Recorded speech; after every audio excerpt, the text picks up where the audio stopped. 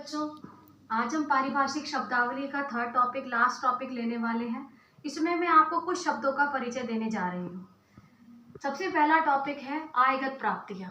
आयगत प्राप्तियाँ यानी कि income receipt इनको बोलते हैं। जैसे अपने घर में भी दो प्रकार की प्राप्तियाँ होती हैं, एक इनकम जो कभी कभी प्राप्त होती है, एक इनकम जो रेगुलर प्राप्त होती है। वह इनकम जो नियमित रूप से प्राप्त होती है किसी भी व्यवसाय में, किसी भी घर में, कहीं भी, वह कहलाती है आयगत प्राप्ति। जैसे अगर आपके पिताजी सरकारी नौकरी में या किसी प्राइवेट नौकरी में है तो उनको जो वेतन मिलता है वो नियमित प्राप्ति होती है। ऐसे ही व्यवसाय में क्या होता है, यदि हम वस्तु एवं सेवाओं को बेचते हैं उससे जो प्राप्ति होती है, यदि कोई किराए से प्राप्त होती है, यानी जो रेगुलर इनकम मिलती है उसको हम आयगत प्राप्ति बोलते हैं। कोई भी संचालन के दौरान अगर नियमित रूप से भी कोई इनकम प्राप्त होती है तो वह आयगत प्राप्ति कहलाती है। इसी प्रकार से पूंजीगत प्राप्ति यानी कैपिटल रिसिप्ट भी होती है। कैपिटल रिसिप्ट का मतलब है वह इनकम जो कभी कभी प्राप्त होती है। जैसे आपके घर में ही कई बार ऐसा होता है कि जो पिताजी को सैलरी मिलती है वो नियमित, लेकिन कभी कभी हम कोई संपत्ति को बेच देते हैं। जैसे अपने घर का कोई पुराना फ्रिज बेच दिया, कोई स्कूटर बेच दिया, कोई मोटरसाइकिल बेच दी, तो उससे जो प्राप्ति होगी वह पूंजीगत प्राप्ति कहलाएगी। ऐसे ही बिजनेस में भी जो भी कभी कभार प्राप्त होता है वह अनियमित प्राप्त होता है, वह पूंजीगत प्राप्ति प्राप्त होती है। जैसे किसी व्यवसाय की किसी संपत्ति को बेचने से प्राप्ति, क्योंकि व्यवसाय का काम किसी संपत्ति को बेचना नहीं है, उसका काम वस्तु एवं सेवाओं को बेचना है। तो यदि वो कभी अपने व्यवसाय की किसी पुरानी संपत्ति को बेच देता है तो उससे जो प्राप्ति होती है वह पूंजीगत प्राप्ति यानी कैपिटल रिसिप्ट कहलाती है। जैसे दो प्रकार की प्राप्तियां होती हैं, ऐसे ही दो प्रकार के व्यय भी हुआ करते हैं, एक आयगत व्यय और एक पूंजीगत व्यय। आयगत व्यय मतलब रिवेन्यू रिसिप्ट, आयगत रिवेन्यू एक्सपेंडिचर और कैपिटल एक्सपेंडिचर। तो रिवेन्यू जो एक्सपेंडिचर होते हैं ये व्यवसाय के संचालन में सहायता प्रदान करते हैं, रेगुलरली होते हैं, चाहे तभी भी कंट्रोल नहीं कर सकते। जैसे अगर आपको अपनी दुकान का किराया देना है, नियमित रूप से देना पड़ेगा। इसको लाभानी खाता और व्यापार खाता ये आप धीरे धीरे बनाना सीखेंगे, इसमें दिखाया जाता है सारे खर्चों को जो भी रेगुलर होते हैं। ट्रेडिंग अकाउंट इसको इंग्लिश में बोलते हैं, इसको प्रॉफिट एंड लॉस अकाउंट बोलते हैं। इससे हम प्रॉफिट लॉस की कैलकुलेशन किया करते हैं, तो इसको व्यापार खाता या लाभानी खाते में दिखाते हैं। जैसे कि क्या होता है, आपने मजदूरी चुकाई, सैलरी चुकाई, कोई बिजली का खर्चा, इलेक्ट्रिसिटी, कोई वाटर का बिल चुकाया, ये सब ये आयगत व्यय यानी कि रेवेन्यू एक्सपेंडिचर में लिखे जाते हैं। इसी तरीके से पूंजीगत व्यय होते हैं जो व्यवसाय की संचालन क्षमता को बढ़ाने में सहायक होते हैं। ये व्यवसाय की संचालन क्षमता को सिर्फ सहायता प्रदान करते हैं, ये व्यवसाय की संचालन क्षमता को बढ़ाने में सहायक होते हैं।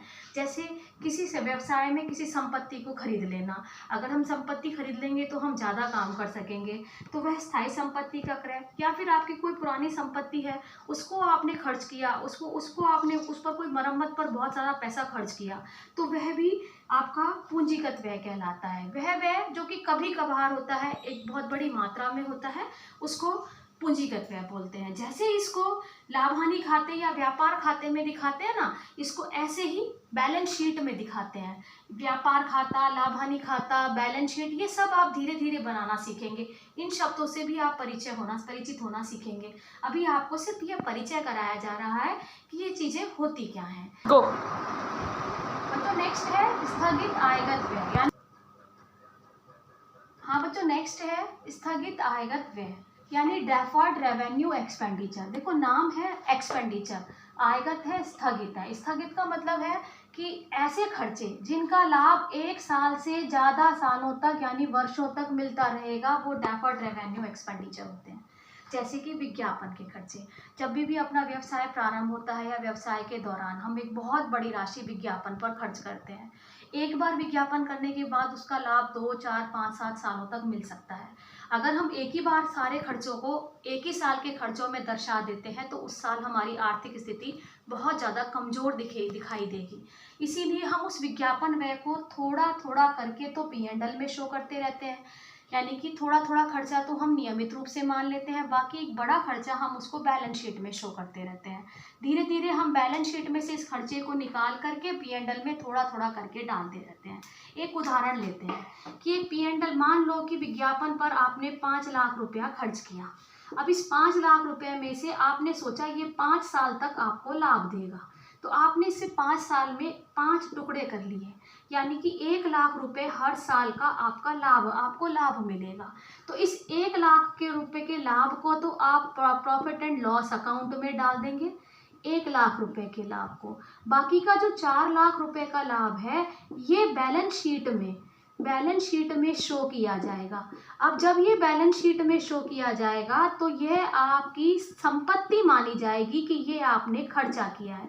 वास्तव में ये संपत्ति नहीं हुआ करती, इसीलिए इसको बोलते हैं स्थगित, यानी कि जो ट्रांसफरेबल है 1 साल से दूसरे साल तक।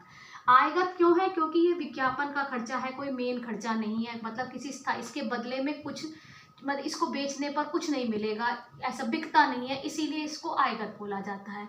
और खर्चा है इसीलिए इसको व्यय बोला जाता है। यह विज्ञापन में होते हैं। प्रारंभिक व्यय का मतलब है व्यवसाय को प्रारंभ करने में भी बहुत ज़्यादा रुपया खर्च करना पड़ता है, तब भी थोड़ा थोड़ा इसको P&L में डालते रहते हैं, बाकी का बैलेंस शीट में डाल देते हैं। अब अगला साल जब आएगा फिर से इस 4 लाख रुपए में से 1 लाख रुपया तो P&L में डाल दिया जाएगा और बाकी का 3 लाख बैलेंस शीट में डाल देंगे, और ऐसे धीरे धीरे करके इसको P&L में डाल करके ख़त्म कर दिया जाता है। ये होता है स्थगित आयगत व्यय। हो सकता है आपको बहुत सारे कुछ डाउट्स हों, लेकिन ये आप सब लोगों के लिए बहुत कुछ नया है, धीरे धीरे आप सब कुछ सीखते चले जाएंगे। आज हमारी पारिभाषिक शब्दावली का टॉपिक कंप्लीट हुआ। फिर अब हम शुरू करेंगे नेक्स्ट, जब हम प्रैक्टिकल शुरू करेंगे। कॉमर्स में प्रैक्टिकल का मतलब है हम मैथमेटिकल जो क्वेश्चंस होते हैं उनको सॉल्व करते हैं। तो कल से जो मैं आपको थियरी बताऊंगी वह आपके मैथमेटिकल क्वेश्चंस को सॉल्व करने में काम आएगी। थैंक यू बच्चों।